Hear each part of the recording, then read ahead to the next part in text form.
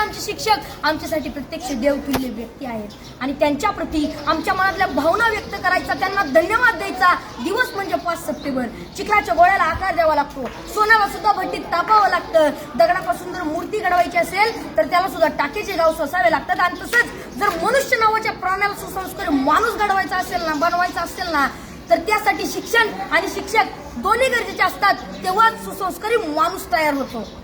जगावर राज्य करणारा इंग्लंड हा देश आहे आणि या देशाच्या सांस्कृतिक परंपरेने त्यांच्या देशातील शिक्षकांना राष्ट्रपतींइतका सन्मान आणि दर्जा दिला जातो आणि म्हणून तर ते जगावरती राज्य करतात. ज्याला क्रिकेटचा देव मानलं जातं तो मास्टर ब्लास्टर सचिन तेंडुलकर. त्याला प्रसार माध्यमांनी प्रश्न केला की तुम्हाला एवढी बक्षीस मिळाली, तेवढे पुरस्कार मिळाले, तर त्यातलं तुमच्या आवडीचं बक्षीस कोणतं? तेव्हा सचिन तेंडुलकरने सुंदर उत्तर दिलं. ते म्हणाले, मला एवढी बक्षीस मिळाली, मला एवढे पुरस्कार मिळालेत, अहो एवढंच काय, मला सर्वोच्च पुरस्कार भारत रत्न मिळालाय, पण त्यातलं माझ्या आवडीचं बक्षीस कोणतं असेल ना, तर ते म्हणजे मला माझ्या आचरेकर सरांनी दिलेली शाबासकीची थाप. ते जेव्हा म्हणतात ना शाबास सचिन, तेव्हा त्यांची ही शाबासकी मला भारत रत्नापेक्षा सुद्धा मोठी आहे. जी माणसं आपल्या जीवनात मोठी झाली त्यांनी आपल्या आयुष्यातील मोठेपणाचं यशच श्रेय आपल्या शिक्षकांना दिलंय. जगामध्ये एक सर्वात जास्त वाचलं जाणारं आणि सर्वात जास्त विक्री होणारं एक पुस्तक आहे आणि त्या पुस्तकाचं नाव आहे 7 Habits to Highly Effective People. यशस्वी लोकांच्या 7 सवयी. आणि हे पुस्तक लिहित असताना ते लेखकाने जवळजवळ 3000 पेक्षा जास्त यशस्वी आणि सर्व क्षेत्रातील लोकांच्या मुलाखती घेतल्या होत्या. तर त्यामध्ये जवळजवळ प्रत्येक यशस्वी लोकांनी आपल्या यशाचं श्रेय आपल्या शिक्षकांना दिलंय.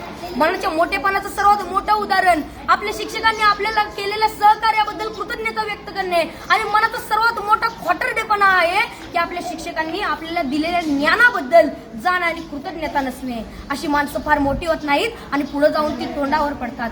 असंच एका मनाच्या मोठेपणाचा एक मोठा प्रसंग या ठिकाणी मला सांगावा असं वाटतो.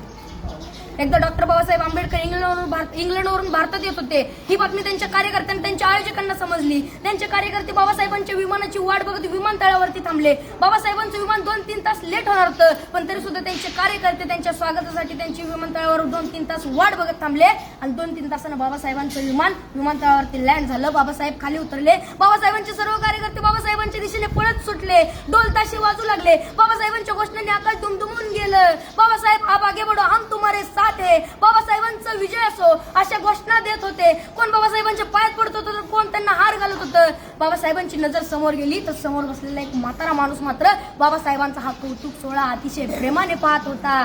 बाबासाहेबांनी गर्दी बाजूला सारली आणि तडकन त्या म्हाताऱ्या माणसाकडे गेले आणि आपलं डोकं त्या म्हाताऱ्या माणसाच्या पायावर ठेवलं. त्या क्षणी सर्व लोक आश्चर्यचकित झाले. एवढे मोठे प्रखंड पंडित डॉक्टर बाबासाहेब आंबेडकर या म्हाताऱ्या माणसाच्या पाया का पडतायत? त्या क्षणी बाबासाहेब म्हणाले, हेच ते केळुसकर गुरुजी ज्यांनी मला माझ्या लहानपणी शिकवलं. गुरुजींना लहानपणीचा भीमराव आठवायला लागला. मळलेली कपडे, फाटलेली दप्तर, फुटलेली पाटी आणि एवढं ते पोर वर्गाच्या बाहेर बसून वर्गात शिक्षकांनी शिकवलेला शिक्षणाचा एक कण एखाद्या चातक पक्षाप्रमाणे वेचत होतं. वर्गाच्या बाहेर बसून शिकला होता. त्याच्याकडे पाहून ब्राह्मण मास्तर हसला होता, कारण त्याला माझ्या भीमामध्ये उद्याचा ज्ञान सूर्य दिसला होता.